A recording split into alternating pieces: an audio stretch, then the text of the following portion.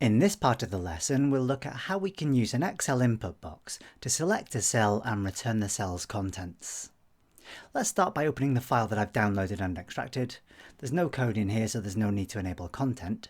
We have a list of the 10 most profitable films, or at least they were at the point I created the list.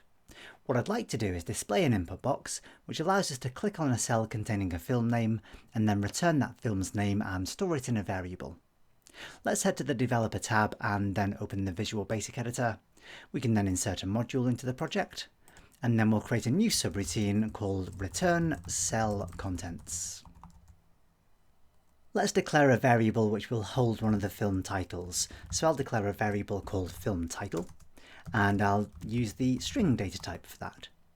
I'd then like to assign a value to the variable using an application.inputBox. So application.inputBox, and I'll set the prompt of this input box to inform the user to pick a film title. So prompt : pick a film title.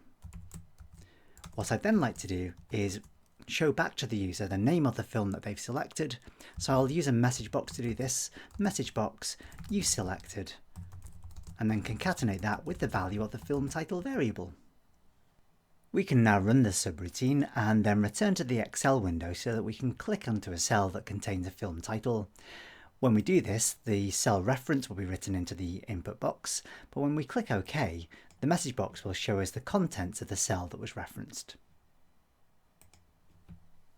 You can select multiple cells when the input box is displayed, but you'll still only capture one single value. If I run the subroutine again and then return to the Excel window, if I highlight a block of cells, the result that I will get, even though the input box indicates I've picked multiple cells, I'll only return a value from the top left-hand cell. So I should get Jurassic World for this example. There we go, I selected Jurassic World. You'll see a slightly different message if you try to pick multiple non-contiguous cells. If I run the subroutine again and return to the Excel window, I can pick as many individual cells as I like. Let's highlight a couple here, then hold down the Control key and highlight another couple. If I click OK, I'll be informed that the text is not valid. So I can only proceed if I select either a block of cells or just a single cell, and that will return the value from one single cell. In a previous part of this lesson, we saw that we could restrict the type of value returned by one of these input boxes to a number using the type parameter, and we can do the same thing even if we're picking cells.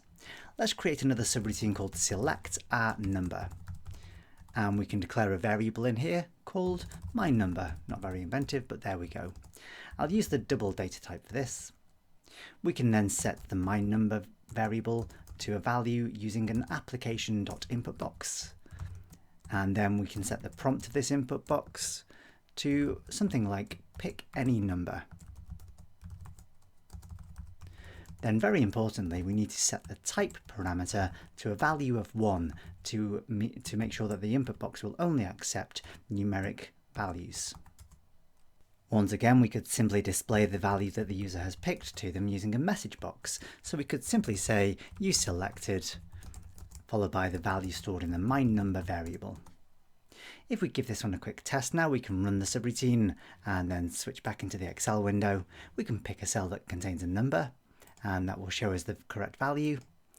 If we run it again and then return to the Excel window and pick something which doesn't contain a number, we'll be informed that that is not a valid number, just as we'd hopefully expect. So as long as we pick a cell that does have a number in it, this will work.